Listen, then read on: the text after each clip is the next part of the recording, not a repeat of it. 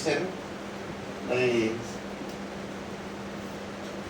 ఆశ్చర్యకరమైనటువంటి సంగతి ఏంటంటే ఆపరేషన్ చేసి వాళ్ళ కిడ్నీ తీసారో లేదో ఏంటో తెలియదు, కానీ మొత్తమే తీసారమ్మా. కిడ్నీ తీసేసరికి మీరు ఏం భయపడిపోకలేదు, ఎందుకంటే ఒక కిడ్నీతో ఉన్నవాళ్ళు చాలా మంది ఉన్నారు. చాలా కాలం బ్రతికారు ఒక కిడ్నీతో ఉన్నవాడు. కాకపోతే ఏంటంటే మీరు కొంచెం కొన్ని తినకూడదు, అవి మాత్రం గుర్తుపెట్టుకొని పాలాకు టమాటా వేసుకుని కూర తినకూడదు. అలాగే కొన్ని కూల్ డ్రింక్స్ అవి ఎక్కువగా షుగర్ ఎక్కువ వాడకూడదు. అలాంటి కొంచెం జాగ్రత్తగా ఉంటే దానివల్ల ఏ ప్రాబ్లం లేదు. కాబట్టి మొత్తం మీద ఆపరేషన్ జరిగిన తర్వాతే కరోనా సీనియారిటీ పెరిగింది. తర్వాత మరి మీ అందరికీ తెలుసు ఎన్ని రకాలుగా కొన్ని మందిరాలు, దేవుని మందిరాలు కూడా హాస్పిటల్స్ కింద కన్వర్ట్ చేశారు. ఎక్కడైతే దేవుని స్థుతించి ఆరాధిస్తున్నారో ఆ స్థలాలన్నీ కూడా మార్చారు. కొన్ని కాలేజీలు, కొన్ని స్కూల్స్ కూడా హాస్పిటల్స్ కింద మార్చారు. అయినా సరే అక్కడ బెడ్స్ లేక, వెంటిలేటర్స్ లేక చాలా మంది చనిపోయారు. మనకి పేపర్లో, టీవీలో తెలిసిన చాలా తక్కువ, చాలా ఎక్కువ మంది చచ్చిపోయారు. శ్మశానం దగ్గర కూడా శవాలు కాల్చడానికి 3 రోజులు పెట్టిందట. అంటే 3 రోజుల క్రితం చచ్చిపోయిన వాళ్ళు ఇవాళ కాలుస్తారు క్యూలో, సీరియల్ ప్రకారంగా కాల్చారు. అలాగే కుక్కలు సమాధి చేయడానికి ఒక సమాధి ఉంటుంది ఢిల్లీలో, మీకు తెలుసు తెలియదు కానీ కుక్కలు చచ్చిపోతే అక్కడ కప్పెడతారు. ఇప్పుడు ఎంత పరిస్థితి వచ్చిందంటే మనుషుల్ని కాల్చే సమాధులతోటి ఖాళీ లేకపోవడం వల్ల కుక్కల్ని కప్పెట్టే సమాధులతోటి కూడా మనుషుల్ని కాల్చడానికి వాడారు ఢిల్లీలో. అంత భయంకరంగా ప్రజలు చనిపోయారు. బట్ ఏదేమైనప్పటికీ మనల్ని దేవుడు తన స్వహస్తంలో కాపాడి సంరక్షించి సజీవ లెక్కలో వచ్చి తిరిగి తన పరిశుద్ధ ప్రాంగణంలోనికి మనల్ని నడిపించాడు. దేవునికి వందనాలు చెప్పుకుంటాం. మన ఏదో గొప్పవాడు కాదు, కానీ దేవుని సమృద్ధి అయిన కృప మన పట్ల సమృద్ధిగా ఉన్నందున మనం తిరిగి మనం కలుసుకోగలిగాం. నాకైతే నమ్మకం లేదు తిరిగి మళ్ళీ దేవుని మందిరం చూస్తామన్న ఆశ లేదు, వదిలేసి మనం ఇంక దేవుని సన్నిధికి వెళ్ళిపోతామన్న ఆశతోటే ఎక్కువ ఉన్నాం. 90% పరలోకం చూస్తామన్న ఆశ, ఒక 10% మాత్రమే తిరిగి మందిరంలోకి వస్తామన్న ఆశ కలిగి మేము ఉన్నాం. మరి అలాంటి పరిస్థితులు వచ్చి దేవుడు తిరిగి మేము మంచిగా నిలబెట్టడానికి తీసుకొచ్చాడు. ఐ థింక్ బహుశా దేవుడు చాలామంది సేవకులు చనిపోయారు, కానీ దేవుడికి ఇంకా సేవకులు కావాలి. అందుకని 10 మంది సేవకులు ఆలయంలో ఇచ్చాడు. చెప్పాలంటే సేవకులు ఎక్కువ మంది చనిపోలేదండి, కానీ ప్రతి సేవకుడు చనిపోయిన గురించి వాట్సాప్లో పెట్టారు కాబట్టి ఎక్కువ మంది చచ్చిపోయారని అనుకుంటున్నారు. కానీ సేవలు ఎక్కువ మంది చచ్చిపోలేదు. నన్ను అడిగితే ఎక్కువ మంది బతికే ఉన్నారు. దేవుడు మహాత్మలు పెట్టారు. హల్లెలూయా. తరుణం వచ్చిన బతికారు, రాకపోయిన బతికారు. సరే, మన సభ్యులు కూడా ఒక 4 మనం కోల్పోయాం. అందులో 2 మామూలుగా న్యాచురల్ డెత్ అనుకుంటే, ఇద్దరికే కరోనా వచ్చినట్టు ఉంది. అది కూడా ఇతర కారణాలు ఉండడం వల్ల, వయసు పండిపోవడం వల్ల మనల్ని విడిచిపెట్టి దేవుడి సన్నిధికి వెళ్ళాల్సిన అవసరం వచ్చింది. ఏదేమైనా సిద్ధపడి వెళ్ళారు కాబట్టి ప్రాబ్లం లేదు. సిద్ధపడకుండా ఉన్నవాడి గురించే ప్రాబ్లం. ఈ ఉదయకాలం నేను మీతో చెప్పబోయే వాక్య భాగం లో ఉన్న ముఖ్యమైన విషయం ఏంటంటే, సిద్ధపడి ఉంటే ఏ భయము ఉండదు, సిద్ధపడకపోతే అన్ని భయాలే. కాబట్టి మనం ఏం చేయాలన్నమాట, మనకి లోపం ఎక్కడ ఉందంటే సిద్ధపడడం లేదు. ఒకటి. రెండోది ఏంటంటే, చాలా మంది ఏమనుకుంటారంటే ఈ బైబిల్ గ్రంథం చాలా పెద్దది, అది చదవలేవు, చదివితే అర్థం అవ్వదు అని అనుకుంటారు. నిజమే, చదివితే అర్థం అవ్వదు. చదవనేవాడు చెప్పాడు. నేనే బైబిల్ రోజు చదివేయండి పరలోకానికి వెళ్ళిపోతానని చెప్తే లేదు కదా. నేను చెప్పేది చాలా సింపుల్ అండి. పరలోక రాజ్యం వెళ్ళడం అనేది చాలా సులువు. అసలు ఎందుకు వెళ్ళాలంటే మనం పరలోక రాజ్యం ఎందుకు నాశనానికి వెళ్తామంటే ఒక్క చిన్న విషయాన్ని మనం నమ్మలేకపోవడం వల్ల నరకానికి వెళ్తాం. మనకి ఊహాగానాలు ఎక్కువ, అసలు తక్కువ. The truth is small, the guess is more. సత్యం కొంచెం ఉంది, కానీ మీరు ఆ సత్యాన్ని నమ్మరు. ఎందుకు నమ్మరంటే మీలో ఉన్న ఊహలు ఎక్కువ. లేదండి, ఉదాహరణ చెప్తాను చూడండి. అక్కడ పిల్లి ఉంది అన్నారు అనుకోండి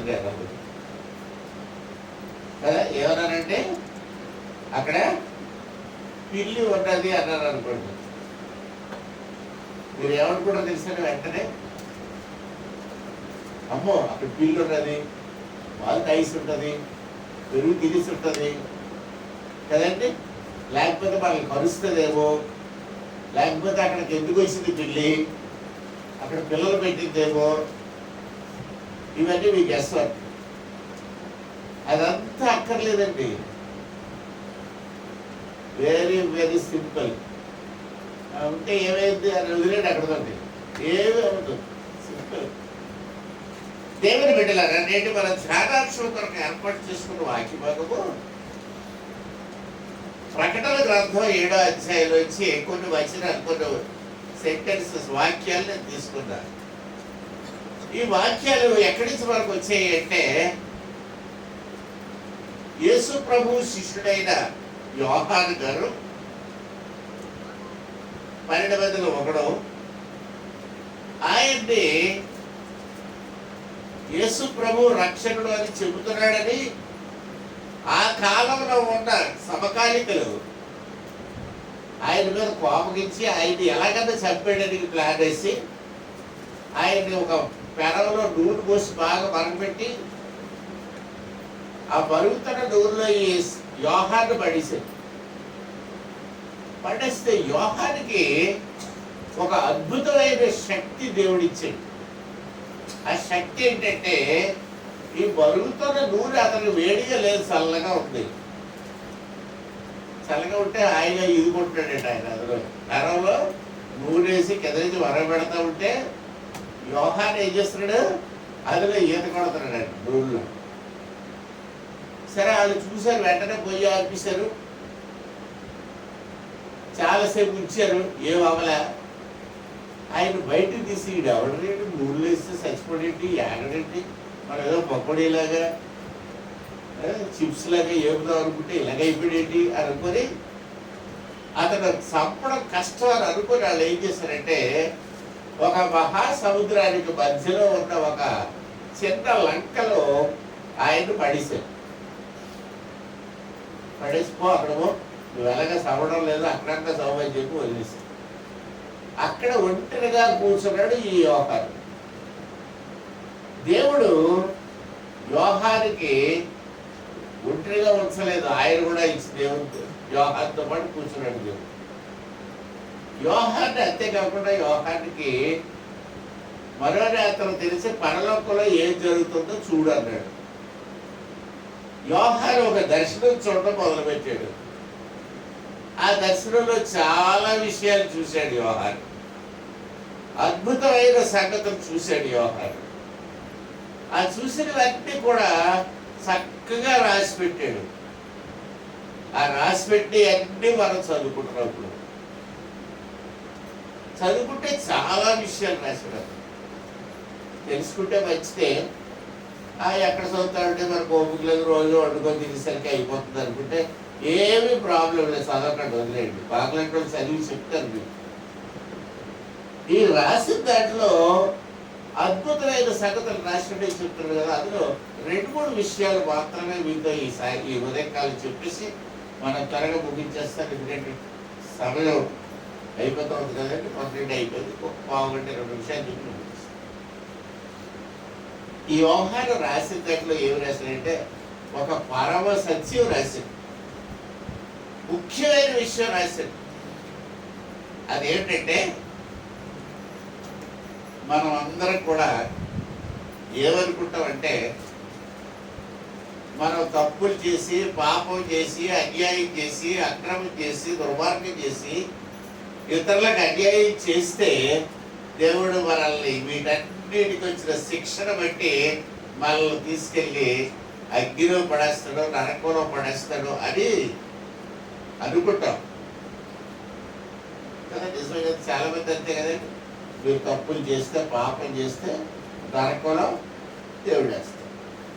మన సహోదరులందరూ కూడా, ఈ దేశంలో ఉన్న మిత్రులందరూ కూడా ఏమనుకుంటారంటే, మనం కానీ చేసిన పాపాలకి యమధర్మరాజు రంపాలతో పోషిస్తాడు, మూసలు గుచ్చేస్తాడు, కాలిపోతున్న రాడ్స్, వేడివేడి రాడ్స్ మనం గుచ్చేసి శిక్షిస్తాడు, మన ఒళ్ళంతా కాలిపోద్ది అని చెప్తారు. మనం కూడా చూసి నిజమే, తప్పు చేశాడు కాబట్టి వీడికి ఎంత శిక్ష విధించాలి, ఇది కరెక్ట్, ఇది ధర్మం అని మనం అందరూ కూడా తనలో ఉంటాం. అంతే కదండి. దొంగతనం చేస్తే తీసుకెళ్లి దొంగ జైల్లో పడేయాలి, అంతే కదా మనకు ధర్మం. కానీ దేవుడు అంటున్నాడు, నువ్వు పాపం చేసినందుకు నిన్ను నరకంలో వేయట్లేదు. అదేంటి, మనం తప్పు చేస్తే దాని శిక్షగా వాళ్ళు నరకంలో వేయట్లేదా? మరి దేని గురించి మనం నరకంలో పడుతున్నాము అంటే, దేవుడు ఏమంటాడంటే, ఒరే మీరు తప్పు చేసినా సరే మిమ్మల్ని క్షమించడానికి నా కుమారుడు పంపించాడు, యేసుక్రీస్తు ప్రభుని. ఆయన దగ్గరికి వెళ్ళి ఆయన సారీ అంటే యేసు ప్రభు క్షమించేస్తాడు. నేను ఇచ్చిన ఈ రక్షణ మీరు అంగీకరించలేదు కాబట్టి మీరు చేసిన దాని వల్ల శిక్ష అనుభవించారు. అంటే ఏంటనమాట, మనకు వచ్చే శిక్ష మనం చేసిన తప్పు వల్ల కాదు, మనం చేసిన పాపం వల్ల కాదు, మరి దేనివల్ల? దేవుడు ఇచ్చిన రక్షణ అంగీకరించకపోవడం వల్ల. దేవుడు ఇచ్చిన రక్షణ ఏంటి? నువ్వు చేసిన తప్పుకి ఆయన ఆల్రెడీ శిక్ష భరించేశాడు, శిక్ష ఆయనకి విధించబడింది, నిన్ను క్షమించడానికి ఆయన సమర్థుడు. అలాంటి ఆయన దగ్గరికి వెళ్ళి, యేసయ్య నువ్వు నాకు కావాలి అని అనంటే యేసు ప్రభు క్షమించేస్తాడు. కాబట్టి బైబిల్ గ్రంథంలో ఉన్న 66 పుస్తకాలు మీరు దివారాత్రులు రోజుకి 24 గంటలు చదివినా, ఏమి చేసినా మీకు కావలసిన సూక్ష్మ ధర్మము ఏమిటంటే, ఇప్పుడు నేను చెప్పిందే, మనం చేసిన తప్పుల వలన మనం శిక్షించబడటం లేదు. మరి దేని వల్ల శిక్షించబడుతున్నాము? యేసు ప్రభుని రక్షకునిగా అంగీకరించకపోవటం వలన నరకానికి వెళ్తున్నావు. ఈ 66 పుస్తకాలు అదే చెప్తున్నాడు. ఈ ప్రకటన గ్రంథం మహా కష్టం అర్థం చేసుకోవడం. అర్థం చేసుకుంటే ఎంత సులువు. ఏమి లేదు, ప్రభువా నేను పాపిని, నన్ను క్షమించు అని చెప్పి యేసు ప్రభు నామమును బహిరంగముగాను ఒప్పుకుంటే, ఆయన నా రక్షకుడు, నాకు కావాలి, ఆయన నా పాపముల కొరకు బలైపోయాడు, ఇక నాకు పాపం వల్ల వచ్చే శిక్ష నా మీద పడదు అని నువ్వు నమ్మగలిగితే నువ్వు పరలోకానికి అర్హుడు. హల్లెలూయా. కాబట్టి అంతేనండి క్రైస్తవ్యం. ఎంత చెప్తున్నదా మీరు, ఎన్ని ప్రసంగాలు వినండి. పీజే ఆయన దగ్గరికి వెళ్ళండి, లేకపోతే సతీష్ కుమార్ దగ్గరికి వెళ్ళండి, మాస్టర్వాడి గారి దగ్గరికి వెళ్ళండి, ఏ కవుల దగ్గరికి వెళ్ళండి, ఏ పండితుల దగ్గరికి వెళ్ళండి, అంతమంది దగ్గరికి వెళ్ళండి, అందరికీ ఫైనల్ గా మీకు కావలసిన విషయం ఏమిటి అంటే, మీరు చేసిన తప్పులకు శిక్ష ఆల్రెడీ యేసు ప్రభు సిలువలో భరించేశాడు. ఇక నువ్వు చేయవలసింది ఏంటి? యేసు ప్రభు దగ్గరికి వెళ్ళి క్షమాపణ అడిగి నీ పేరు జీవగ్రంథంలో రాయించుకో, అంతే. నువ్వు అది చెయ్యలేదు కాబట్టి నరకాగ్నిలో యుగ యుగాలు కాలిపోయే శిక్ష నీ కోసం ఎదురు చూస్తూ ఉంది. హల్లెలూయా. ఎంత సింపుల్ అంటే, ఇశ్రాయేలీయుల్లో చాలా మందికి లేని ఈ గొప్ప భాగ్యం దేవుడు మనకు అనుగ్రహించాడు. మీరు చదవబడిన వాక్య భాగంలో జాగ్రత్తలు ఇంకా కొంచెం ముందు నుంచి చదివితే 7వ అధ్యాయంలో ఏమనుందంటే, ఇశ్రాయేలీలకు 12 గోత్రాలు ఉన్నాయి. ఇవన్నీ మీకు అనవసరం, నేను రక్షణ స్వార్థ ఆల్రెడీ చెప్పాను. మిగతాది చెప్పేదంతా చరిత్ర, పెద్ద ఉపయోగం లేదు కదండి. చరిత్ర ఏమీ ఉపయోగం లేదు. నేను మీకు కావలసింది ఆల్రెడీ చెప్పేశాను. ఏమిటి? మనమందరము పాపము చేసి దేవుడు అనుగ్రహించే మహిమను పొందలేకపోతున్నాము, లేకపోతే మనం పాపము చేసి నిత్య జీవము పొందలేకపోతున్నాము. ఏం చేయాలి? యేసు ప్రభు మన కొరకు శిక్ష భరించి ఆయన క్షమించడానికి సిద్ధంగా ఉన్నాడు. మరి మనం ఏం చేయాలి? ప్రభు నన్ను క్షమించు అని అడిగి బాప్తిసం పొంది రొట్టెలో పాలు పంపులు కలిగి ఉంటే పరలోక రాజ్యంలో జీవ గ్రంథంలో నీ పేరు రాసుకుంటున్నాడు. హల్లెలూయా. మనం చేయాల్సింది అదే. అంత చిన్న పని చెయ్యమని చెప్తే మనకు నచ్చదు, మనకి ఇష్టం ఉండదు. వద్దు, అప్పుడే వద్దు.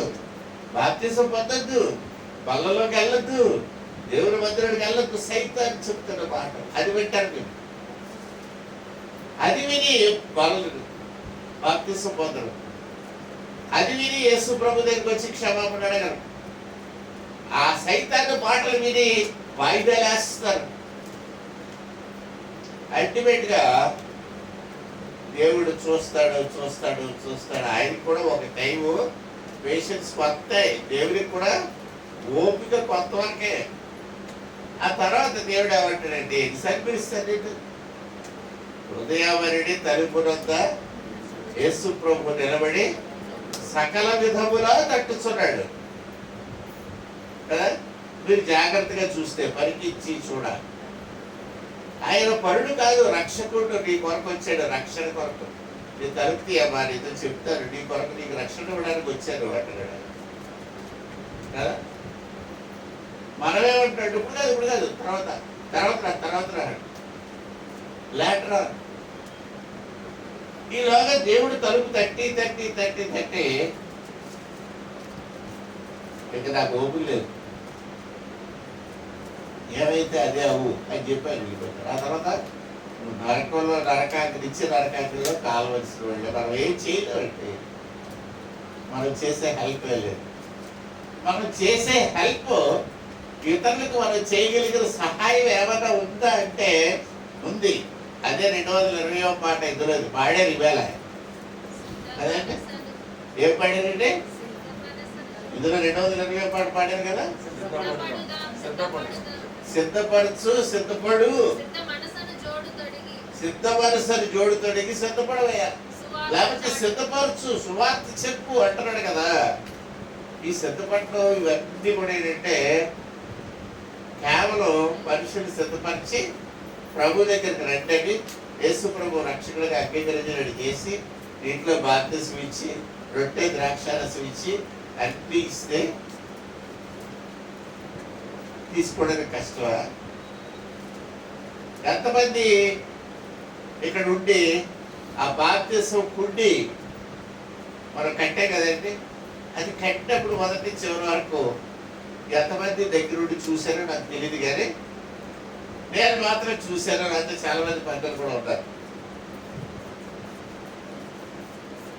అంత మిషన్ తెప్పించాం బ్రొక్లేన్ అని జేసీబీ అంటారు కదండి, అది వచ్చింది. రాళ్ళు కంకర్రాళ్ళు అవన్నీ కూడా ఆ మిషన్ పెద్ద పోయితా వింది.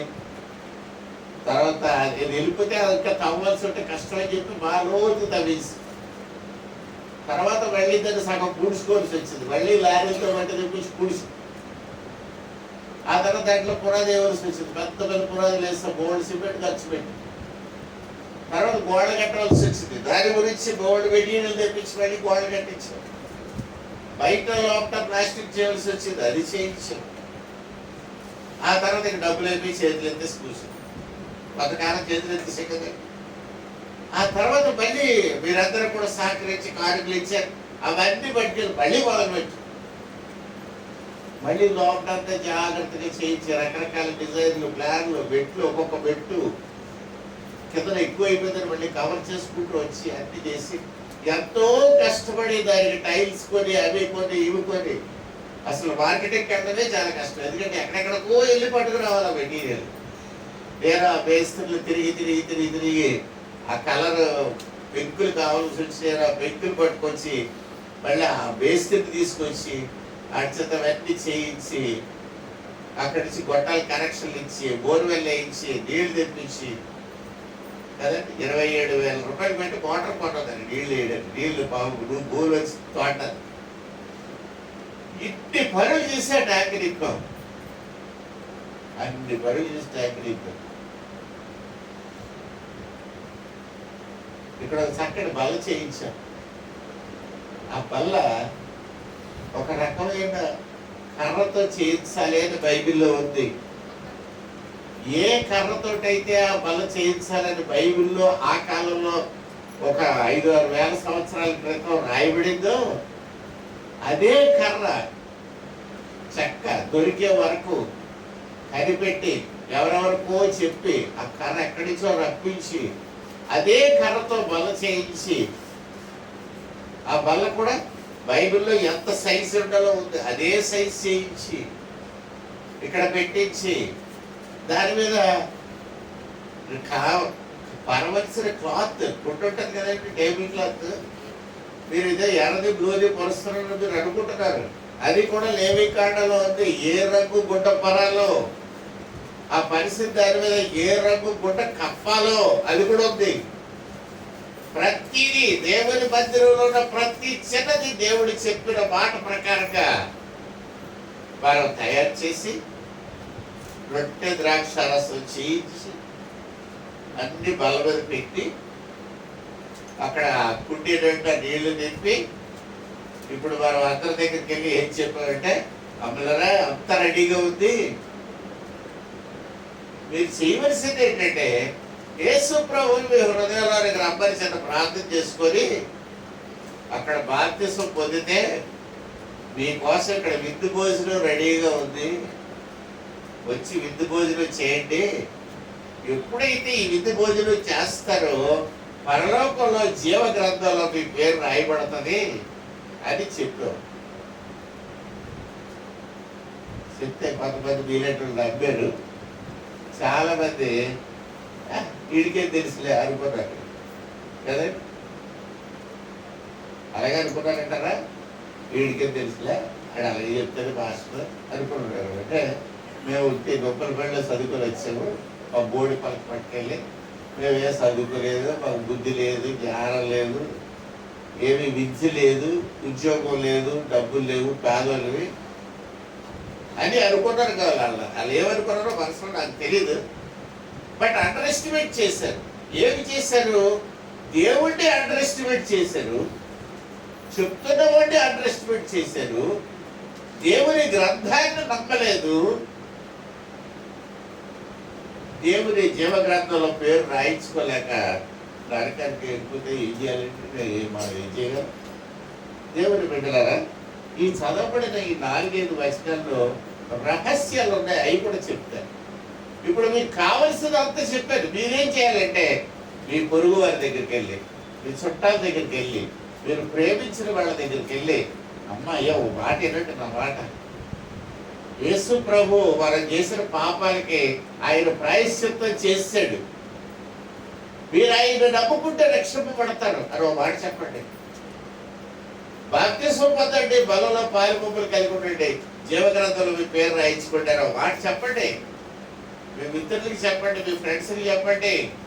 నేను వచ్చుడు కల్లా చెప్తా ఉంటాను ఒకటే, నేను నమ్మేది ఏమిటంటే దేవుని గ్రంథం అందులో రాయబడింది. ఇది మీరు హిందువులైతే ఋగ్వేదంలో రాయబడింది కూడా అదే. కొత్తదే కన్యక గర్భవతి అయి కుమారుడు కరుడు, ఆయన తన ప్రజలను వారి పాపం నుండి విడిపించినట్టు శిలువ మీద రక్తం కాల్స్తాడు. హల్లెలూయా. అది హిందూ మతంలో కూడా ఉంది. నేను అది హిందువులు వస్తే చెప్తాను. ఋగ్వేదంలో కూడా ఇదే ఉంది, ధర్మశాస్త్రంలో కూడా ఇదే ఉంది, బౌద్ధ గ్రంథాల్లో కూడా ఇదే ఉంది, ఎక్కడ చూసినా ఇదే ఉంది. రక్షకుడు కన్యకకు పుడతాడు, రక్షకుడు రక్తం చిందిస్తాడు, రక్షకుడిని నమ్ముకుంటే చాలు. హల్లెలూయా. మీకు ఇంత సులువుగా నేను చెప్తున్నానే ఈ దినాన్ని అక్కడ గుడ్డే ఉంది, రెడీగా నీళ్లు ఉన్నాయి, ఇలా ఉలగంటే ఇలా రండి, ఇక్కడ తినండి, జీవగ్రంథంలో మీ పేరు రాయబడుతుంది అని చెప్తుంటే సింపుల్గా. ఇది వరకు అది అంత సింపుల్ కాదండి. ఇశ్రాయేలీల కాలంలో 12 గోత్రాలకి ఒక్కొక్క గోత్రానికి 12,000 మంది మాత్రమే పరలోకానికి ఎంటర్ అవుతున్నారు. చదవంటారు వాక్యం చదువుతున్నారు. ఒక్కొక్క గోత్రంలో 12,000 మంది. 12 గోత్రాల్లో 12 లెక్కండి. లెక్క అసలు రావండి, మనకు 2 లెక్క కూడా రాదు. 1,44,000 మంది. అంటే ఖచ్చితంగా బైబిల్ ఇశ్రాయేలీల్లో నుంచి 1,44,000 మంది పరలోకంలో ఉంటారు అని అంటే, మరి మిగతా ఈ 700 కోట్ల మంది జనము ఉన్నాం ఇప్పుడు ప్రపంచం. ఇన్ని కోట్ల మందిలో ఎంతమంది వెళ్తారంటే ఇశ్రాయేలీల్లోనే గోత్రానికి 12,000 మంది సెలెక్టెడ్. అక్కడ సీట్లు వేసాడు. మరి మిగతా సంగతి మనకు తెలియదు కదండి. కానీ ఇప్పుడు మనం చదవబడిన వాక్య భాగంలో ఇంకొక మాట ఉంది. ప్రతి జనములో నుండి, ప్రతి దేశంలో నుండి, ప్రతి జాతిలో నుండి, ఆయా భాషలు మాట్లాడే వారిలో నుండి అసంఖ్యాకమైన ప్రజలు తెల్లని వస్త్రములు ధరించి ఖర్జూరపు బట్టలు చేత పట్టుకొని పరలోక రాజ్యంలో ఉండడం చూశాడట యోహాను. వీళ్ళెవరు? ఒక పెద్ద గవ్వ యోహాన్ దగ్గరికి వచ్చి యోహాన్ అడిగాడట, యోహాన్ గారు ఎవరంటే వెళ్తారు ఇంత పెద్ద గుంపులో వచ్చేస్తారు. అప్పుడు యోహాన్ అన్నాడట, అయ్యా నాకేం తెలుసు, నేను ఇప్పుడే ఇక్కడ దర్శనం చూస్తున్నాను. మీరు 24 పెద్దల్లో ఒక పెద్ద, మీకు అన్నీ తెలుసు కదండి, మీరే చెప్పండి అయ్యా అన్నాడు. అప్పుడు ఆ 24 పెద్దల్లో ఒక పెద్ద, ఏ పెద్ద అయితే యోహాన్ దగ్గరికి వచ్చి మాట్లాడాడు. ఆయన చెప్పడం ఏమన్నాడంటే, వీళ్ళ గొర్రె పిల్ల రక్తములు తమ వస్త్రములు ఉతుకుకొని తెల్లగా చేసుకున్నారు అని చెప్పాడు. ఏం చెప్పాడండి? ఏం చెప్పాడు పెద్ద? ఈ జనం ఎలాగ వచ్చారండి ఇక్కడికి? అప్పుడు వెంటలేదు కదండి, వెంటనే ఎవరు విన్నారు? ఆ పెద్ద యోహాన్తో ఏం చెప్పాడు? వీళ్ళ గొర్రె పిల్ల రక్తంలో బట్టలు ఉతుక్కొని తెల్లగా మీరు నమ్ముతారండి? ఎక్కడన్నా రక్తంలో బట్టలు గుంచితే తెల్లగవుతాయి, ఎర్రగవుతాయండి. ఎర్రగోవాలి కదా, మరి తెల్లగవుతున్నారండి అంటే కదా. గొర్రె పిల్ల రక్తంలో నీ బట్టలు గుంచితే వాటికి రక్తం అడ్డుకొని ఎర్రగా అవ్వాలా కదా. కానీ ఏమంటారు ఇక్కడ? అవి తెల్లగా అయిపోయి బట్టలు. అంటే ఏమైంది? దాని కూడా మురికంతా పోయింది కదా, దాని కూడా కలర్ పోయింది, ఒరిజినల్ కలర్ పోయింది, వైట్ కలర్ వచ్చింది. ఇప్పుడు వాళ్ళ పాపములన్నీ పోయాయి, వాళ్ళ పరిశుద్ధులు అయిపోయారు, వాళ్ళ పేర్లు జీవగ్రంథంలో రాయబడ్డాయి. వీళ్ళు ఇంతమంది పేర్లు రాయబడ్డాయా? దేవుడు ఎంచుకొని అబ్రహామును పిలిచి, ఇస్సాకును పిలిచి, యాకోబును పిలిచి, అబ్బాయిలు మీరు ఆశీర్వదిస్తారు, మీరు దీవించిన వాళ్ళు దీవిస్తారు, మీరు శపించిన వాళ్ళు నేను కూడా శపించేస్తారు, మీరు ఏం చేస్తే చేయండి, మీరు యుద్ధంలో అప్పచేయకూడదు, ఎక్కడికెళ్ళి మీరు కాలు పెట్టిన స్థలం వల్ల మీది, మీరు నా ప్రియులు, నేను మిమ్మల్ని మిగతా అప్పుడు నేను ప్రేమించే హిబ్బీలు, ఇత్తీలు, పెరిచీలు, ఎముసీలు, కారణీయులు, ఎంతమంది ఫిలిప్పీలు, ఫిలిస్తీన్లు కదండి. ఇన్ని రకాల జాతుల వాళ్ళని చితకబొట్టి నాశనం చేసి అవతలకు పంపించేసి నా ప్రియ బిడ్డలైన ఇశ్రాయేలుకి ఆ దేశం, కానాను దేశం అంతా కూడా స్వాస్థ్యముగా ఇచ్చేసిన దేవుడు, ఇశ్రాయేలీయులను అంత ప్రేమించిన దేవుడు ఏం చేశాడంటే ప్రతి గోత్రములో 12,000 మంది మాత్రమే పరలోకానికి అర్హులు. మరి ఈ జనాంగం ఏంటి? ఆయా భాషలు మాట్లాడే వారిలో నుంచి, ఆయా జాతుల వారిలో నుంచి, ఆయా దేశంలో నుంచి రకరకాల కల్చర్స్, లాంగ్వేజెస్, నాగరికత కలిగిన వాళ్ళు అందరిలో నుంచి ఎంతమంది అండి? ఎవడో లెక్క పెట్టలేనంత మంది పరలోకానికి. అంటే ఎవరైనా పెట్టండి, మనం అందరం పరలోక రాజ్యంలో ఉన్నాం. హల్లెలూయా. మనమందరం ఏమోనండి, లెక్క లేదు. మన ఇశ్రాయేలు కాదు, ఇశ్రాయేలు కాదు. మీరు దేవుని గ్రంథాన్ని ఇంకా జాగ్రత్తగా చదివి కూడా ఉన్నారు అనుకోండి. మీలో ఎవరైనా మీకు ఇంకా లోతైన సంగతి చెప్తారు. ఏంటంటే ఈ 12 గోత్రాల వాళ్ళు ఉన్నారు తెలుసా? నాకు ఒక్కటి మాత్రం గ్యారెంటీగా తెలుసు. ఏడు తెలిసి చెప్పట్రా? 12 గోత్రాల పేర్లు చెప్పమంటే మీలో ఏ ఒక్కరు కూడా చెప్పలేదు. మీకు రాదు, నాకు తెలుసు. ఎవరికన్నా 12 గోత్రాల పేర్లు చెప్పగలను, గమ్మ చెప్పగలేదు, చెప్పడానికి మంచి పంపిస్తారు. అదే మీకు రాదు. I know it. ఎందుకంటే మీరు 10th క్లాస్ పాస్ అయ్యే వాళ్ళు కాదు. మీరు ఎవరు కరోనా వచ్చింది కాబట్టి పాస్ అవుతున్నారు కానీ లేదా ఎవరు కదండి. బైబిల్లో పరీక్ష పెడితే స్వర్ణ మార్కులు వచ్చిందా పెరగాడి చర్చికి అందరికీ సున్నాలు వస్తాయి. ఎందుకంటే చదివితే అర్థం ఉండదు. మనసు పెట్టరు. ఫస్ట్ ఆఫ్ ఆల్ మనసు పెడితే అర్థం అవుతుందండి. ఎందుకు అర్థం అవుదండి? మన భాష మనకు అర్థం అవుదా? బైబిల్ మీద మనసు పెడితే అర్థం అవుతా? మనం మనసు పెట్టం.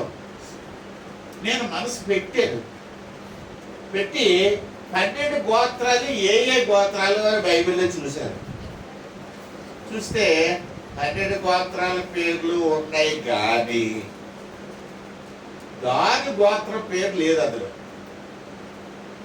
అరే దాని గోత్రం ఎందుకు లేదా అనేసి ఆలోచిస్తుంది. సరే గబగబా వెంటనే బైబిల్ 3 పుస్తకాలు రాశారు కదా, అందరూ పెద్ద వాళ్ళు రాసిన పుస్తకాలన్నీ గబగబా చూసి దాని గోత్రం ఎందుకు లేదు. అందులో ఒక పెద్ద సీనియర్ రైటర్ రాశాడు. ఆయన ఏం రాశాడంటే అంత్యక్రీస్తు దాని గోత్రంలోకి వస్తాడు. జాగ్రత్త. ఇశ్రాయేలీలు గోత్రాలైన దారి గోత్రంలో నుంచి ఒక సైతాన్ని పుడుతుంది. అంటే దాని అర్థం మనం ఏమని తీసుకోవచ్చు అంటే క్రైస్తవ విశ్వాసులైన మండలాల్లో కూడా దెయ్యాలు పుడతాయి. అదేంటంటే దారి గోత్రంలోంచి అంత్యక్రీస్తు వస్తే మరి మండలాల్లో పుట్టరా, రాక్షసులు పుడతారు. అదేగా తినేస్తున్నారు మనల్ని కదా. అది కావాలి, ఇది కావాలి, తినేయడమే, బుర్ర తినేయడమే. సెల్ ఫోన్ కావాలి, మోటార్ సైకిల్ కావాలి, జీన్ ప్యాంట్ కావాలి, తినేయడం కదా. తినేయట్లేదు. ఎవరు అనుకుంటారు? అందరూ పిల్లలు అనుకుంటారు రాక్షసు. పిల్లలు కదా రాక్షసు.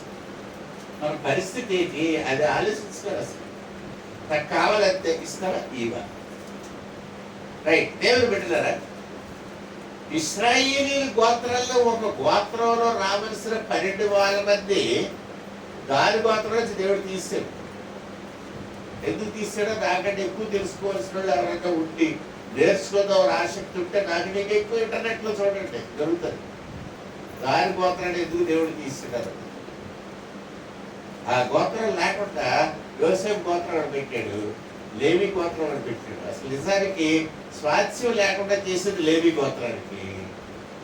నేనే వారి స్వాస్థ్యం అన్నాడు దేవుడు. ఒక గోత్రం తక్కువ వచ్చిందని చెప్పి మళ్ళీ దేవుడు చూసుకుని యోసేపు గోత్రాన్ని 2 ముక్కలు చేసి మనషే ఎఫ్రాయిం చేసి 12 చేశాడు. మళ్ళీ అక్కడ వరకు బాగానే ఉంది. కానీ ప్రకటన గ్రంథంకి వచ్చేసరికి మళ్ళీ మనం చూసేసరికి మనషే గోత్రం ఎఫ్రాయిం గోత్రం కలిపేసి యోసేపు గోత్రం అన్నాడు. మళ్ళీ దాని గోత్రం తీసాడు, లేవి గోత్రం కల్పించాడు. ఎందుకు అలా కల్పించాడు చెప్పడం. ఎందుకు కల్పించాడు? దేవుని బిడ్డలాగా దేవుని యొక్క మహత్యం లేక ఆయన యొక్క ఉన్నతమైన స్థితి ఏంటంటే మనకి అర్థం కాలేనంత జంబ్లింగ్ ఉంది. అర్థం కాదు మనం ప్రయత్నం చేస్తే కానీ. ఎప్పుడైతే నీకు అర్థం కాదు వదిలిపెట్టకూడదు. ఇంకా దాని మీద మనసు పెట్టి నువ్వు ప్రభువుని అడిగి తెలుసుకోవాలి. ఇక ఫైనల్గా ఏంటంటే దేవుడు మొత్తం మాట్లాడతాడు. హల్లెలూయా. దేవుడు మొత్తం మాట్లాడే అన్ని విషయాలు. నేను ఇలా చెప్తుంటే మీరు అనుకోవచ్చు పాస్టర్కి రిటైర్ అయిపోయిన తర్వాత చాలా పెరిగిపోయింది అనుకోవచ్చు, లేదా పిచ్చెక్కింది అనుకోవచ్చు, ఇంకోటి అనుకోవచ్చు. దేవుని వాక్యం ఏం చెప్తుందంటే, ఈ లోకంలో మీరు ఎవరికైనా ఏమైనా ఉపకారం చెయ్యాలి అని మీరు అనుకుంటే, ఆడ మీరు చేయగలిగిన ఉపకారం ఒకటే, యేసు ప్రభు గురించి చెప్పండి. దానివల్ల మీకేమి లాభం అని మీరు అనుకోవచ్చు. మీకు ఎంత లాభం ఉందో దేవుని గ్రంథంలో దానియేలు గ్రంథం చెప్తా ఉంది. మీకు తెలుసు, దానియేలు మహాజ్ఞాని. దానియేలు మహాజ్ఞాని, ప్రార్థనాపరుడు. దానియేలు సంహారం వల్ల వేసారు అని మీకు తెలుసు కదా. షడ్రక్ మేషక్ అబేద్నెగో అగ్నిలో వేశారు, అది మీకు తెలుసు. చిన్న చిన్న స్టోరీస్ అన్నీ మీకు అప్పుడే ఆల్రెడీ చెప్పడం జరిగిపోయింది. ఇప్పుడు పెద్ద పెద్ద స్టోరీస్ చెప్తారు. ఈ దానియేలు పరలోకం మీద మనసు పెట్టి, నా తోటోళ్ళు అందరూ కూడా యేసు ప్రభు గురించి రక్షణ స్వామి చెప్తే వాళ్ళకి ఏంటి లాభం అని అనుకొని దేవుడిని అడిగితే దేవుడు గొప్ప రహస్యం తెలియపరిచాడు. 12వ అధ్యాయం దానియేలు గ్రంథం 12వ అధ్యాయం 3వ వచనంలో ఆ విషయం రాయబడి ఉంది. ఏంటట కదండి, మీరు అప్పుడు బైబిల్ మూసేసి పక్కన పెట్టేసి ప్లేట్లు తీసుకుని గ్లాసులు తీసుకుని రెడీ అయిపోదామని మీరు ఉంటారు. నేనేమో దానియేలు గ్రంథం చెప్పి వదులుతలేదు మమ్మల్ని. బుద్ధిమంతులైతే ఆకాశమందలి జ్యోతులను కోరిన వారై ప్రకాశించుదురు. నీతి మార్గం అనుసరించి నడుచువారు ఎవరు అనేకులను త్రిప్పుదురో వారి నక్షత్రముల వలె నిరంతరమును ప్రకాశించెదరు. ఆకాశంలో మనం నక్షత్రాలు చూస్తాము, కానీ అది పట్టించుకోవాలి కదండి కదా. అసలు నక్షత్రాలను చూసేవాళ్ళు ఎంతమంది చూడడం మనం. ఎంతసేపు వంకాయలు ఏరుకోవడం, బెండకాయలు ఏరుకోవడం కదండి, వండుకోవడం, పొయ్యి వెలిగించుకోవడం, కట్టలు ఏరుకోవడం, ఇదే పని తప్ప నక్షత్రాలు ఎలా ఉన్నాయో అని ఎప్పుడైనా చూస్తావా? మీలో ఎంతమందికి సప్తఋషి మండలం అంటే ఏంటో తెలుసా అండి?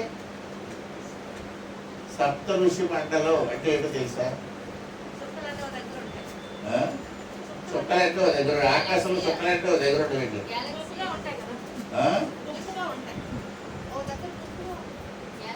నక్షత్రాలంటే ఓ దగ్గర గుంపుగా ఉంటే దాన్ని సప్తఋషి మండలం అంటావా?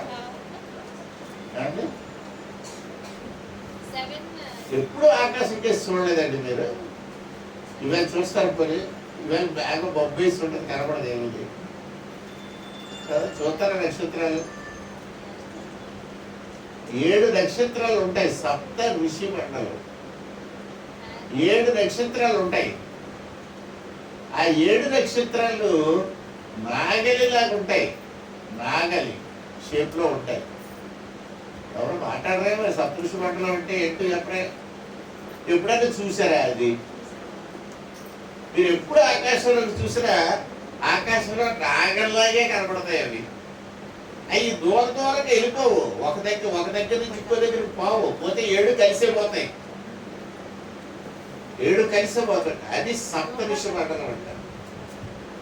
ఈ నక్షత్రాలు చూసినప్పుడు మనం ఏమనుకుంటామంటే ఇవేవో నక్షత్రాలు అనుకుంటాం, కానీ నేనేమనుకుంటాను తెలుసుగా, ఓహో వీళ్ళందరూ కూడా నాకంటే పూర్వకాలంలో యేసు ప్రభువుని గురించి ప్రకటించిన వాళ్ళు ఈ దినాన్ని ఆకాశంలో నక్షత్రముల వలె వెలిగిస్తున్నారు అని దానియేలు గ్రంథం చెప్తా ఉంది. హల్లెలూయా. ఈవేళ నువ్వు సువార్త చేస్తే నువ్వు కూడా ఒక నక్షత్రంగా ఎదుగుతావు. మీరు చాలా మంది పంతులు గారి దగ్గరికి వెళ్ళి హిందూ పెళ్లి చేసుకున్న వాళ్ళు ఉంటుంటారు కదండి. క్రైస్తవులు అవ్వకపోతే మీ పెళ్ళి అయితే మీరు హిందూ పెళ్లి చేసుకున్నారు. పెళ్ళి అవగానే పంతులు గారు ఏం చేశాడంటే, మీకు బ్రహ్మముడి వేస్తాడు కదా, ఆ పచ్చి కట్టుకుని మీ చీరకి పొడేసి ఆ గుడి అలాగే ఉంచిన తర్వాత బయటికి తీసుకెళ్తారు వాళ్ళు. ఆరు బయటికి అంటే ఈ సూర్యకేంద్ర నుంచి బయటికి తీసుకెళ్ళి నక్షత్రం చూపిస్తాను నా అమ్మ అంటాడు కదా. చూడు చూడు చూడు చూడు, అదిగో అదిగో అదిగో అదిగో అంటాడు. అంటే నువ్వు ఎక్కడండి అంటావు, నాకేం కనబడతలేదు, అదిగో అదిగో అదిగో అదిగో అంటాడు, నీకు కనబడదు. రే కళ్ళ తెల్ల పట్టరే అమ్మ అంటే ఎవడో తీసుకుని కళ్ళదాడు, ఎక్కడండి పంతులు గారు, అదిగో అదిగో అదిగో అదిగో అంటే ఆఖరికి అడేడు చేతులు పంతులు బలి పెడుతుంది కదా, సేపు నీకు కనబడదంటే ఎలాగా, అందుకని నీకు కాలు వస్తాడు తొక్కుతాడు, అదే పంతులు గారు కాలు తొక్కుతాడంటే ఉంటే కనబడుతుందని చెప్పు అంట. అప్పుడు మీరు కనబడతారు కనబడతారు. ఏ నక్షత్రం తెలుసా అది? అరుంధతి నక్షత్రం. అరుంధతి నక్షత్రం ఎలాగైందంటే అక్కడికి వెళ్ళింది, ఆ నక్షత్రం పేరు అరుంధతి. అసలు పేర్లు ఎవరు పెడతారు బైబిల్లో ఉంది, నక్షత్రములో లెక్క, నక్షత్రములో లెక్క పెట్టువాడు ఆయనని, నక్షత్రం వాటికి పేర్లు పెట్టుచున్న వాడని, దేవునికి స్తోత్ర గానము చేయుడే మంచిది. నక్షత్రాలకి పేర్లు ఎవరు పెడుతున్నాడు? దేవుడు పెడుతున్నాడంట కదా. అరుంధతి అని గారి నక్షత్రం పేరు. అసలు ఈ అరుంధతి వెళ్ళాక నక్షత్రం అలాగే, అసలు ఎవరికి ఎవరు అరుంధతి తెలిసిన మీకు ఎవరితో మనలో వాడు చెప్తారు. అరుంధతి ఒక బాదివాళ్ళ కుటుంబంలో పుట్టింది. పక్క బాదివాళ్ళు ఏం చేస్తారు, తోళ్ళు తీసి ఊరబెట్టి ఆ తోళ్ళ మీద ఎంటికలన్నీ గీకేసి దాన్ని కొంచెం దినుస కొట్టి దాంట్లో నీరు లేకుండా చేసి ఆ తోళ్ళు ఆరబెడతారు. ఆరబెట్టిన తర్వాత ఆ తోళ్ళు మిగతా ప్రాసెస్ ఎక్కి పంపిస్తారు. ఇది యాక్చువల్గా ఒరిజినల్గా మాదిగోళ్ళు చేసే ఏంటంటారంటే దాన్ని వృత్తి, వాళ్ళ జీవనోపాధి. అది తోళ్ళతో చచ్చిపోయిన జంతువుల తాలూకా తోళ్ళు చర్మాలతో పనిచేయడం. అలా చర్మకారుని ఇంటి దగ్గర పేతురు కూడా ఉన్నాడు యొప్పేలో. మీకు గుర్తుందా లేదా? గుర్తుందంటే యొప్పేలో చర్మకారుడు అని సీమోన్ ఉన్నాడు కదా. ఇప్పటికీ కూడా అది ఇల్లు ఉంది యొప్పేలో. సైమన్ ద ట్యానర్ అని పేరు ఉంటుందంట. నేను వెళ్ళాను అయ్యగారింటికి, ఎవరు మాదిగారి ఇంటికి వెళ్ళి చూశాను. అబ్బా పేతురు గారు వచ్చాడు, ఇంట్లో భోజనం చేశాడు కదా. అక్కడికే కదా కొన్నేళ్ళి పంపిస్తాడు సేవకుల్ని కదా. అంటే బాదిపల్లి ఇంటి దగ్గర పేతురు గారు భోజనం చేశారు. ఆ రోజుల్లో పేతురు ఇశ్రాయేలీయుడు, అటరాంతరం లేదు అక్కడ, ఏ ఉద్యోగమే చేసుకోవచ్చు. ఇప్పటికి కూడా బోర్డు అలాగే ఉంది, సైమన్ ద ట్యానర్ అని. ట్యానర్ అంటే బాదిగోడు అని, సైమన్ బాదిగోడు ఇల్లు అని రాస్తున్నారు. ఆ బాదిగ కుటుంబంలో ఎవరు పుట్టారు? అరుంధతి పుట్టారు. ఈ అరుంధతి ఎవరిని పెళ్లి చేసుకుంది? వశిష్ఠుడు అనే గురిని పెళ్లి చేసుకుంది. అప్పుడు వశిష్ఠుడు అరుంధతి కలిసి పిల్లలు పెట్టారు. ఆ పిల్లలు ఎవరు? వాళ్ళే మన బ్రాహ్మణులు, బ్రహ్మజ్ఞానం కలిగిన వాళ్ళు ఎవరు. అందుకని పరమస్తు సూర్యనారాయణ గారు ఏం చెప్పాడంటే, ఈయన బ్రాహ్మడు చక్కగా శ్రీకాకుళంలో పూజలు చేసుకుంటున్నాడు. రోజు ఒక ఆవిడ బైబిల్ ఎట్టుతో చర్చికి వెళ్ళిపోతారు బాదిగోళ్ళ అమ్మాయి. ఆ పిల్ల మీద ప్రేమలో పడ్డాడు. ఓ రోజు ఆపాడాడు, అమ్మాయి ఆవు ఇక్కడ పోతున్నావు అన్నాడు. అంటే చర్చికి పోతున్నా రెడ్డి అన్నాడు. నీతో మాట మాట్లాడచ్చు సార్, మాట్లాడి ఏం మాట్లాడతావు అన్నదంట. పెళ్లి చూసుకుంటారు నీకు, నువ్వు చూస్తే బాపడువి, నేను చూస్తే మాది ఇదండి, ఎలా చేసుకుంటావు నన్ను అంటుకోకూడదు నువ్వు అన్నదంట. అంటే ఈ పరవస్తు చూతాడు ఎవడాడు తెలుసుకుంటే, అయ్యో మాది దానివా, మా నాయనమ్మ చుట్టాడు. ఎవరు చుట్టాలు? మా నాయనమ్మకి అంతే కదా. ఆ నాయనమ్మ ఎవరు? అరుంధతి. అరుంధతి మా నాయనమ్మ, అది చుట్టాలు, మీరు మేము బంధువులు చేసుకోవచ్చు పెళ్ళి అన్నాడు. కొంతకాలం అవుతారు, వాళ్ళిద్దరు పెళ్లి చేసుకున్నారు. వాళ్ళిద్దరు ముగ్గురు కొడుకులు పుట్టారు. ఇప్పుడు వాళ్ళే స్వార్థం చేస్తున్నారు. హైదరాబాద్ లో గొప్ప మినిస్ట్రీ జరుగుతుంది. అల్లెలోయ పరవస్తు చెన్నై సూరి గారు మనవడైన పరవస్తు సూర్యనారాయణ శాస్త్రి ఈ విషయాలన్నీ బయట తీసుకుంటూ వచ్చి చెప్పారు. ఈ అరుంధతి అక్కడ నక్షత్రం అయిపోయింది అని పురాణాలన్నీ చెప్తున్నాయి, భారతం చెప్తా ఉంది, అన్ని చెప్తారు, వేదాలు చెప్తారు. కాబట్టి మనుష్యుడు నక్షత్రాలు అయిపోతారు కదా. ప్రహ్లాదుడు, మీరు ఎప్పుడైనా వినారంటే ప్రహ్లాదుడు? ప్రహ్లాదుడు కూడా మనిషే.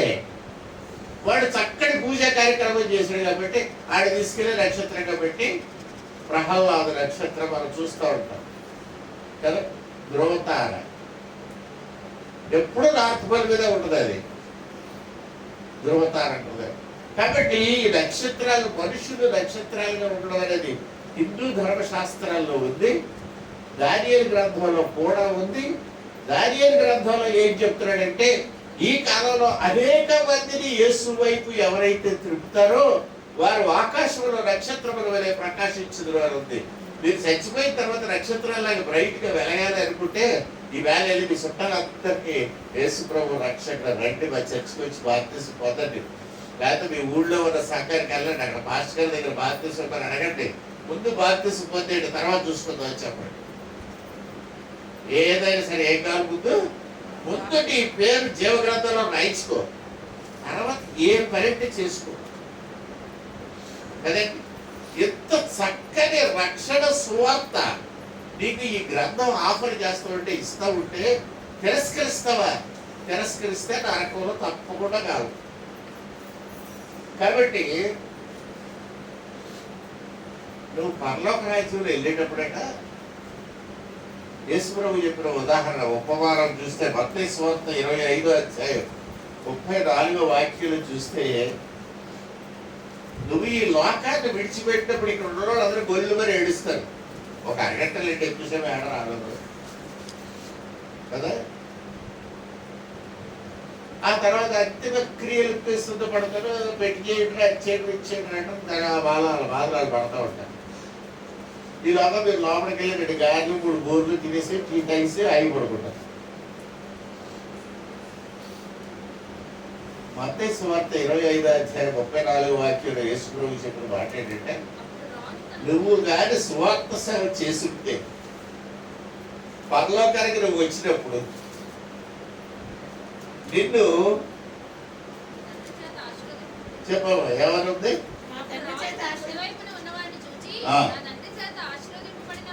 ఆశీర్వదింపబడిన వాళ్ళారా, చచ్చిపోయిన వాళ్ళారా కాదు, బ్లెస్సెడ్ పీపుల్, ఆశీర్వదించబడిన వాళ్ళారా రండి, లోకము పుట్టినది మొదలుకొని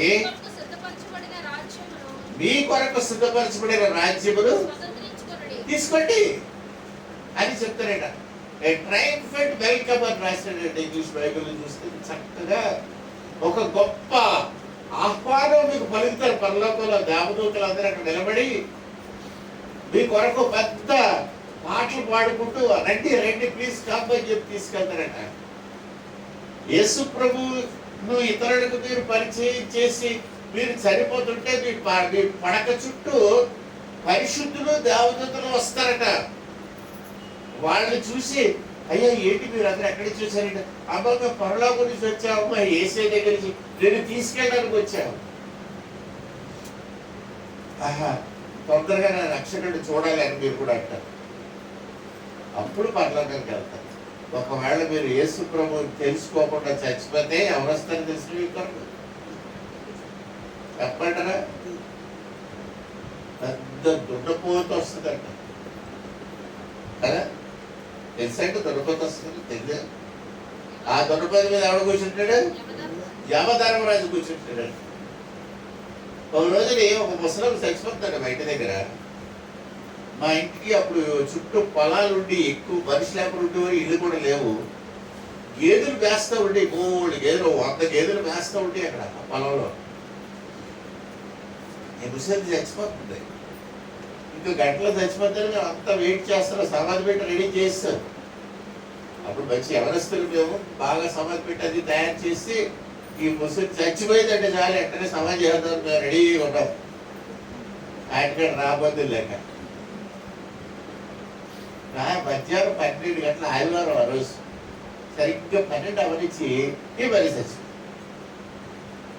చచ్చిపోయేసరికి ఈ 100 గేదెలు దాదాపు ఒక 30 ఎకరాల స్థలంలో వేస్తున్న గేదెలు అన్ని గేదెలు ఒకసారి పరిగెత్తడం మొదలండి. పరిగెట్టి పరిగెట్టి పరిగెట్టి పరిగెట్టే గేదెలు ఏమిటో గేదెలు సడన్ గా పరిగెడుతున్నారు అనుకున్నాం మేము. ఆ పరిగెట్టి పరిగెట్టి పరిగెట్టి ఒక గేదె మాత్రం మా ఇంటి దగ్గరికి వచ్చేసి ఆ గేటు మీద నుంచి తలకాయ ఇలా పెట్టి ముక్కు కన్నాలు ఇంత చేసి ఇలా పెద్ద పెద్ద కళ్ళు పెట్టి చూస్తాం. ఆ గేదె చూసాను, నాకు డౌట్ వచ్చింది, ముందు తెచ్చోట తెలుస్తుంది. అప్పుడు ఎవడో పిలిచి చెప్పారు, చూడరా ఇది చచ్చిపోయింది లేదు అంటే అడిగి ఇలా చూసి చచ్చిపోయింది సార్ అన్నాడు. అప్పుడు వెంటనే ఇప్పుడు పంపించి డాక్టర్ తీసుకురారంటే డాక్టర్ తీసుకొచ్చాడు. అప్పుడు డాక్టర్ గారు చూసి చచ్చిపోయింది అంటే కన్ఫర్మ్ అన్నాడు. అప్పుడు అంటే ఇంకో నలుగురు పిలిచి కొంచెం తాగి సరెండర్ బాబు డబ్బులు ఇచ్చి ఆ తాగించిన వాళ్ళు తీసుకొచ్చి ఆ శవాన్ని తీసుకొచ్చి బాక్స్లో పెట్టండి పెట్టారు. ఆ తర్వాత బాక్స్ కింద పట్టుకెళ్ళి ఒక దగ్గర పాటిస్తాం. ఎనివే, ఎందుకు ఇన్ని గేదెలు పరిగెట్టాయో మాకు అర్థం కాదు. ఏమై ఉంటుంది, ఒక గేదె పరిగెడితే 2 గేదెలు పరిగెడతాయి, 100 గేదెలు ఎందుకు పరిగెడతాయి? అక్కడికి ఒకడు ఎవడో చెప్పాడు, ఈ యమధర్మరాజు వచ్చుంటాడు సార్ అన్నాడు. అప్పుడు అర్థమైంది మాకు, ఓహో ఈ దేవతను తీసుకెళ్ళడానికి ఎవరొచ్చారు? యమధర్మరాజు వచ్చాడు. ఆడు దొన్నపోతు మీద వస్తాడు, పెద్ద దొన్నపోతాడు. ఆ దొన్నపోతుని చూసి ఈ గేదెలని బారిపోయి, అది సంగతి లింక్ అన్నాడు. అలాగ అర్థమైంది. కాబట్టి మీరు కానీ సువార్త సేవ చెయ్యకపోతే మీ ఇంటికి దొరకపోతే వస్తారు తీసుకెళ్ళాలి. సువార్త సేవ చేస్తే దేవదూతలు వస్తారు, మిమ్మల్ని తీసుకెళ్ళి ఆకాశంలో జ్యోతుల వలె నక్షత్రముల వలె మిమ్మల్ని పెడతారు. పరలోక రాజ్యానికి మీరు వెళ్ళినప్పుడు మీకు దేవుడు ఆహ్వానం పలుకుతాడు. మీ కొరకు ఏర్పాటు చేయబడిన స్వాస్థ్యం ఇది. This is permanent property for you. నీ యొక్క ఆస్తి ఈ పరలోక రాజ్యం, రా ఇక్కడ ఉండు అని దేవుడు మిమ్మల్ని ఆహ్వానించుకుంటాడు. హల్లెలూయా, హల్లెలూయా. ఫిలిప్పీయులకు రాసిన పత్రిక 2వ అధ్యాయం 16వ వాక్యంలో కూడా మీరు జ్యోతుల వలె ప్రకాశించుకున్నాడు అపోస్తలుడైన పౌలు రాసి. ఈ అపోస్తలుడైన పౌలు, యోహాను, లేకపోతే దానియేలు, వీళ్ళందరూ మనలాంటి సామాన్యులు కాదు, మహాజ్ఞానులు. ఏ విషయాన్నైనా సరే క్షుణ్ణంగా ఎరిగిన వారు. వాళ్ళు రాసిన పుస్తకాలు తప్పు కాదు, అది అర్థం చేసుకోవడానికి మనకు బుర్రలేదు. మనం ఆలోచిస్తే ఓహో ఎంత లోతైన సత్యాలు ఇందులో ఉన్నాయని. కాబట్టి ప్రభువునందు ప్రియమైన దేవుని పెట్టారా, ఈ దినం ఈ సంవత్సరం సమృద్ధి అన్నది చూసారు. సమృద్ధి, దేవుడు మనకి రక్షణ సమృద్ధిగా ఇచ్చాడు. Salvation is abundant. సమృద్ధి అయిన రక్షణ ఈ సంవత్సరం దేవుడు మనకి ఇవ్వబోతున్నాడు, ఇస్తాడు. చాలా మంది ఈ సంవత్సరం రక్షింపబడతారు. వాళ్ళలో ఎక్కువ మంది మీ బంధువులు, మీ స్నేహితులు, మీరు ప్రేమించిన వారు ఉండడానికి మీరు ప్రయత్నం చేయండి. కాబట్టి మీరు చెప్పండి మీ స్నేహితులకి, మీ బంధువులకి, యేసు ప్రభువుని నమ్ముకోబెట్టు. చాలా సింపుల్ అండి. ఎంతకంటే సింపుల్గా పరలోక రాజ్యంలోకి వెళ్ళిపోయే అవకాశం ఇంకొకటి లేదు. మీరు ఏ దేవుడి దగ్గరికి వెళ్ళండి, ఎన్ని వేల కొబ్బరికాయలు కొట్టండి, ఎన్ని కొండలు ఎక్కండి, ఎన్ని గుడులు కొట్టించుకోండి, ఎన్ని ఉపవాసాలు ఉండండి, ఎన్ని చావులు ఉంటుంది, ఎన్ని వ్రతాలు చేయండి, ఏది చేసినా మీ పాపము పోదు. పాపం పోదు, మళ్ళీ పాపం వరకు కూడా వచ్చేస్తుంది. శబరిమల వెళ్ళండి, నేను వెళ్ళాను 3 సార్లు. తిరుపతి వెళ్ళండి, 4 సార్లు వెళ్ళండి. లేకపోతే హరిద్వార్ వెళ్ళండి, రిషికేశ్ వెళ్ళండి, ఇంకా పెద్ద పెద్ద స్థానాలు ఆడుంటే వెళ్ళండి. వీలైతే కైలాసం కూడా వెళ్ళి చూసుకోండి, మీ పాపం మాత్రం పోదు. అదే యేసు ప్రభువుని క్షమించుకొని అడగండి, 1 నిమిషంలో మీ పాపం పోతుంది. హల్లెలూయా. అంతే కదా, పాపం పోవడమే కాదు, ఇంకేమవుతుంది, మీ పేరు జీవగ్రంథంలో రాయబడుతుంది. ఇశ్రాయేలీయుల గోత్రానికి 12 మంది లిమిటెడ్, మీ గోత్రానికి లిమిట్ లేదు, ఎంతమంది అని వెళ్ళచ్చు. ఇక్కడ అదే వాక్యం చెప్తున్నాడు ప్రకటన గ్రంథం 7వ అధ్యాయంలో. ప్రజలు జనాలు లెక్క పెట్టలేనంత మంది జనాలు, ఆయా భాషలు మాట్లాడేవారు, ఆయా జాతుల వారు, ఆయా దేశాల వారు అందరూ కూడా వచ్చారు. మొత్తం ఎలా వస్తారు ఇక్కడికి? గొర్రెపిల్ల రక్తంలో, యేసుక్రీస్తు రక్తములో తమ వస్త్రములు ఉతుక్కొని వాటిని తెల్లగా చేసుకుంటారంట. మనం ఏమనుకుంటామంటే రక్తంలో బట్టలు ముంచితే ఎర్రగా అవుతాయి అనుకుంటాం, కానీ ముంచి చూడండి తెల్లగా అవుతుంది. యేసుక్రీస్తు రక్తంలో మీ హృదయం ముంచితే తెల్లగా అవుతుంది, ఎర్రగా అవుతుంది. అది జరిగిన తర్వాత మీరు తెలుసుకుంటారు, ఇదే సంగతి, ఏంటి ఇలాగైపోయింది అనుకుంటారు. ఏంటి తెల్లగా ఎలాగయ్యింది అనుకుంటారు. కాబట్టి దేవుని ప్రియబిడ్డలారా, దేవుని గ్రంథం చదివితే చాలా కష్టంగా ఉన్నట్టు ఉంటుంది, కానీ మనసు పెట్టి ప్రభువా నీ వాక్యం కష్టమే కానీ నాకు కొంచెం అర్థమయ్యేటట్టు చెప్పవా అని అడిగితే తప్పకుండా ఇది చెప్తాడు. హల్లెలూయా. అన్ని గ్రంథాలు ఇంత డిఫికల్ట్గా కష్టంగా ఉన్నా అన్నిటి యొక్క సారాంశం ఏమిటంటే యేసు ప్రభు నేను పాపిని నన్ను క్షమించని నువ్వు అనగలిగితే పరలోక రాజ్యం నీదే. హల్లెలూయా. ఎంత గొప్ప ధర్మము, సూక్ష్మ ధర్మము దేవుడు మనకి ఇచ్చాడు. ఈ ఉదయకాలం నేను చెప్పింది 100% సత్యం. And it works. మీరు ట్రై చేయండి. మీరు మీ చుట్టాలకి చెప్పండి, వాళ్ళు వింటారు. మీరు చెప్పండి, వాళ్ళు వింటారు. ఇదే అవుతారు. మీరు వేసిన విత్తనం ఫలించకుండా ఉండదు, ఎప్పటికప్పుడు ఫలిస్తుంది.